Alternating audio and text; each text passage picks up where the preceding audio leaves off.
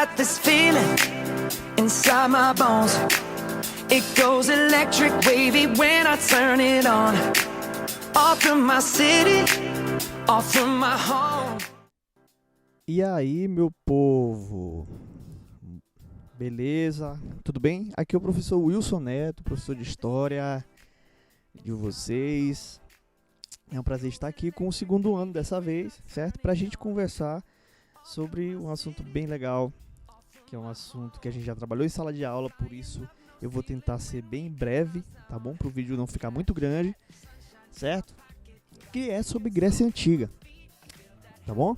Então a gente vai conversar um pouco aqui, falar das principais características, para vocês darem uma olhada e relembrar um pouco aquilo que a gente já trabalhou em sala de aula, beleza? Com exceção da 203, que talvez lá eu não tenha terminado esse conteúdo, mas termina agora, certo? Até porque ficou faltando pouca coisa. Então vamos lá, minha gente. Começando aqui, o que você sabe sobre a Grécia? Essa pergunta eu fiz para vocês em sala de aula. Certamente vocês já ouviram falar algumas coisas sobre a Grécia, certo? Enfim, alguns citaram Olimpíadas, alguns citaram mitologia grega, né? Então, a Grécia, falar sobre a Grécia tem muito a ver com a nossa realidade hoje. Muitos termos que a gente usa vêm do grego, muitas palavras, muitos costumes também, né, da Grécia Antiga e os grandes pensadores aí da Grécia Antiga também, certo? Então vamos lá. Primeira característica que a gente aponta aqui, certo, é que os gregos eles foram originados de 4 grupos étnicos, certo? Aqui citando os aqueus, jônios, eólios e dóricos, né? Então esses povos aí foram os primeiros formadores do que eles chamavam de mundo grego, tá bom? Então essa percepção de país que hoje a gente tem, né, com fronteiras e tal, eles não tinham muito essa percepção. A ideia que eles tinham era que era o mundo grego, né? A ideia era essa, basicamente. Tá? E aí, o povo de Creta, que é a primeira grande civilização da Europa, né, considerada a primeira grande civilização da Europa. Né? Então, o mundo grego ele parte da ilha de Creta, certo? E aí, qual era a atividade básica? Né? O que sustentava esse povo grego nesse momento? Né? A venda de cerâmicas, de madeira, de vinho, tecidos e etc. Certo? Então, a economia basicamente dessa sociedade grega, cretense, tá? É baseada nesses itens aí, no comércio desses itens. Tá? Então, a criação também do alfabeto linear, que é essa figurinha bem aqui, minha gente. Olha, percebam que aqui, certo? É um código de riscos, né? Vocês estão olhando aqui os risquinhos, aqui a gente tem 9, né, riscos. Então esses códigos, eles foram considerados aí o primeiro alfabeto, que é o alfabeto linear, né? Percebam que a gente não tem aqui letras, a gente tem códigos, né, que geram uma linguagem, certo? Então o alfabeto linear é basicamente isso aqui, tá ok? E aí uma outra característica muito interessante, e eu lembro que eu brinquei na 203 com isso aqui, né? A gente até fez um funk dessa história aqui, né? 80% do território, né? eram de montanhas. Basicamente isso aí a gente brincou em sala de aula, fez o funk. Por quê? Esses territórios montanhosos, eles são primordiais para a gente entender a formação das polis, né? Por quê? Um território muito cheio de montanha, gente, inviabiliza, né, o transporte e a comunicação para outros lugares. Então as polis elas foram criadas nessas montanhas, certo?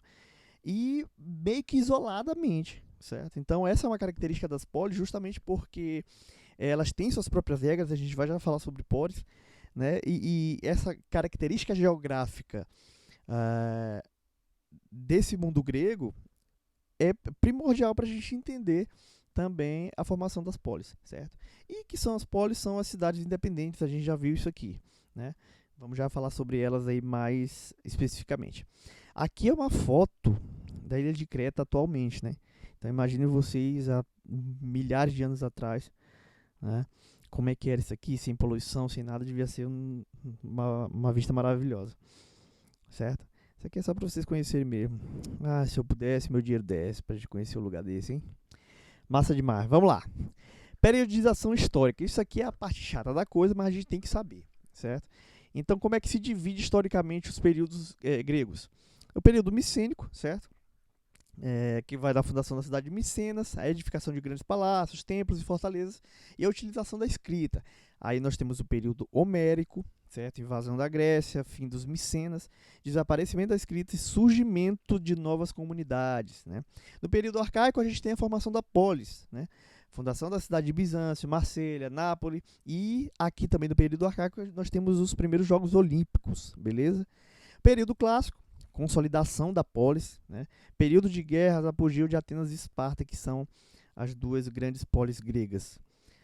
E o período helenístico, que vai da crise da polis, a invasão e domínio da Grécia pela Macedônia, né? Então a Grécia foi tomada pelos macedônicos e aí a gente tem o fim dos gregos, enfim, né? dessa coisa do mundo grego. Então vamos lá. Polis, a cidade-estado. Gente, a polis se dá, né, como vocês acabaram de ver no início do período arcaico, certo? São cidades com suas próprias leis, ou seja, cada um, certo, tem a sua maneira de regimentar, cada um tem a sua maneira de decidir o que vai se fazer, né, na cidade-estado, certo? É bem parecido com algumas características norte-americanas. Alguns estados têm pena de morte, por exemplo, outros não têm, né, que é diferente daqui do Brasil. Nós temos uma lei, as leis federais, certo? E aí nós temos também leis municipais, leis estaduais, mas elas não se sobrepõem a leis federais, certo? Então, as polis, elas tinham essas características próprias, tá ok? Então, vamos lá. Atenas e Esparta, obviamente, são as duas polis aí mais famosas aí desse mundo grego, certo?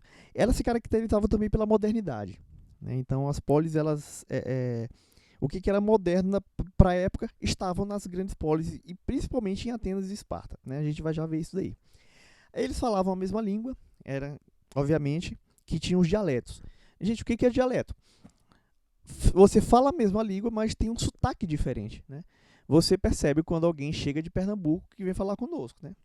Você sabe quando, às vezes, um baiano chega, você sabe quando o paulista chega, quando o Rio de Janeiro, quando um carioca chega para falar contigo, né? Então você tem um país continental que todo mundo fala o português, mas com essas variações aí que a gente chama aí de sotaque, né?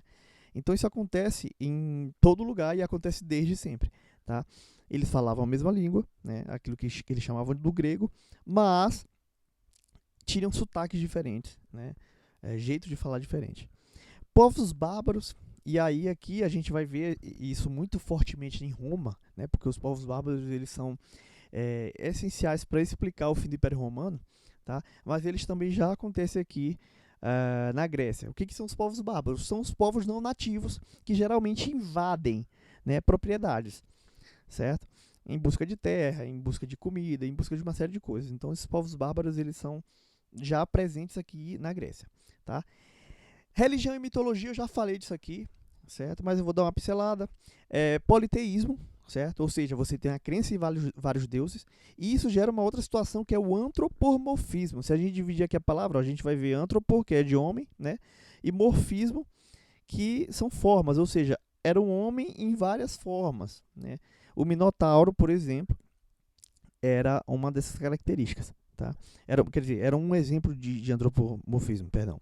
Então a gente tinha também os deuses e os semideuses, por exemplo, os deuses, né? Atena, Zeus, Poseidon, e nós tínhamos também os semideuses, que eram filhos de deuses com humanos, né? Hércules, por exemplo, é um exemplo de semideus, né? E aí a gente tem a questão do mito. Gente, o mito, já expliquei para vocês em sala de aula, obviamente que o que a gente chama de mitologia grega hoje, para os gregos era religião.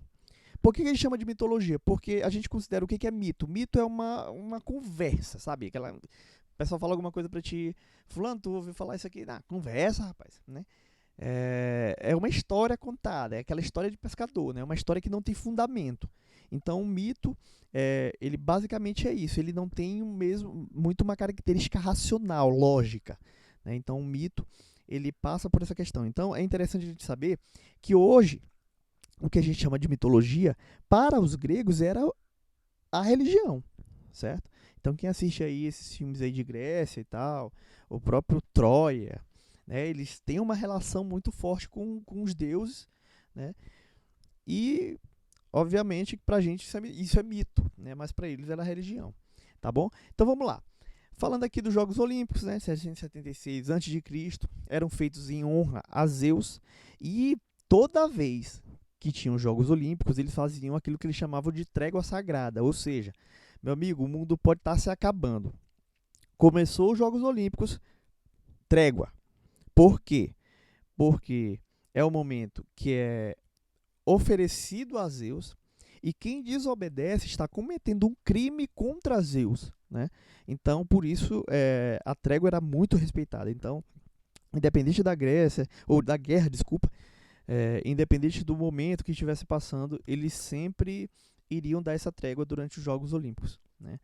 E agora, em tempo de coronavírus também, né, gente? Adiaram os Jogos Olímpicos. Realmente, o negócio está pegando. Mas vamos lá. Colônias gregas, gente. Quando a gente fala aqui de colônias gregas, é interessante a gente entender esse termo aqui, ó. Colônias de povoamento, né, que é a poikas, que seria abrir uma nova casa, conquistar um novo mundo, certo? E é interessante a gente lembrar que todo esse processo ele é sempre muito nocivo a quem está sendo colonizado. Essa situação de colonizador, nós brasileiros sabemos bem o que é isso. O quanto que a gente sofreu aqui com a tomada dos europeus. Então, os gregos eles sentiram a necessidade de colonizar, de ter mais, né, de ter mais espaço. E aí o que causa isso, né? A posse de terra, eles precisam de terra, né? E aí um ponto vai levando ao outro, né? A dificuldade na agricultura, certo? Então eles precisavam conquistar novos espaços, novas terras para poder plantar, e quando eles conquistam também novas terras, eles acabam se apropriando de culturas diferentes, né?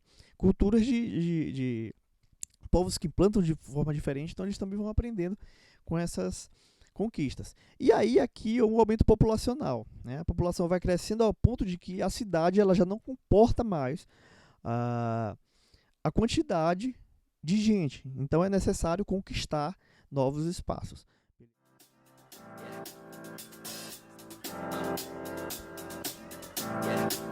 I got this feeling inside my bones.